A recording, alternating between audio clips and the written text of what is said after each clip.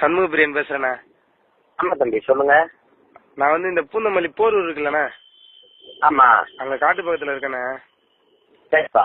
உங்க இதுல ரொம்ப நாளா எனக்கு கட்சிலாம் எதுவும் சேர்ந்தது கிடையாது. உங்களை டிவில பார்த்து நீங்க பேசுறத பார்த்து உங்க இதுல இப்ப நெட்ல இருந்து ஒருத்தர்கிட்ட இந்த நம்பர் வாங்கினேன் நானு.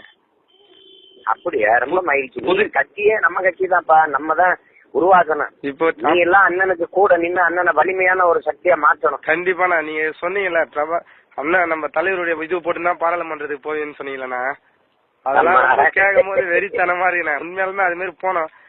அப்படி எப்படிதான் அது சாத்தியமாகனு என்கிட்டயே கேக்குறாங்க. நம்ம வென்றுட்டா உள்ள விட்டுத்தானே. ஆமாண்ணா ஆமாண்ணா. சரி வேண்டாம் தான் சட்டையை வச்சுக்க, நெஞ்சில பச்சை. ஆமா இல்லண்ணா, அது இன்னைக்கு காலையில தானே பார்த்தேன் நீங்க பேசுறது. இப்போ நம்ம தம்பி தமிழர்கள் நம்ம திறந்துட்டோம்னா அதை மிரண்டுதான்டா ஆகணும். ஆமாண்ணா எனக்கு உண்மையா நம்ம அப்படியே பயந்து பயந்து ஊழ கும்பிடு போட்டு நாங்க கொலை செய்ய போறோமா, கொள்ளையடிக்க போறோமா, இல்ல திருட போறோமா, என்ன செய்ய போறோம், இந்த இதெல்லாம் செய்யறவன தடுக்க போறோம். அதான் நாங்க செய்ய போறோம். வேற என்ன? உங்களை ஒரு வாட்டி பாக்கணும் நான் நேர்ல. எனக்கு ரொம்ப நான் இப்ப வந்து தஞ்சாவூர்ல இருக்கிறேன். சரிங்கண்ணா.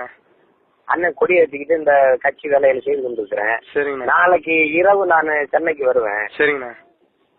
நீ என்ன செய்ய, நாளைக்கு 13ஆம் தேதி வா.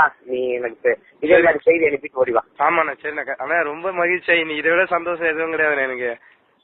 நான் வாடா, உன்னை மாதிரி இருக்கிற தம்பிகளை திரட்டி கொண்டு வாடா. நம்ம உழைப்போம்டா, இந்த மக்களுக்காக நம்ம போராடுவோம்டா தம்பி, வாடா. ஆமாண்ணா. அது இல்லாம இந்த பேஸ்புக்லாம் இருக்குல்லண்ணா, இணையதளத்துல எல்லாமே நம்ம உங்க நியூஸ் இத பத்தி ஏன் இது மாதிரி ஒரு விழிப்புணர்வு ஏற்பது எல்லாமே போட்டுனுக்கிறேன் என்னோட இதுல.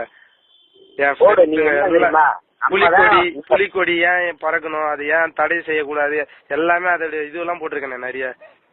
சரிப்பா, நீ வா. நீ கண்டிப்பா நானே ரொம்ப சந்தோஷமா. 13ஆம் தேதி நம்ம சந்திப்போம். ஆமாண்ணா. சண்முக பிரியன் மறந்துடாதீங்கண்ணா.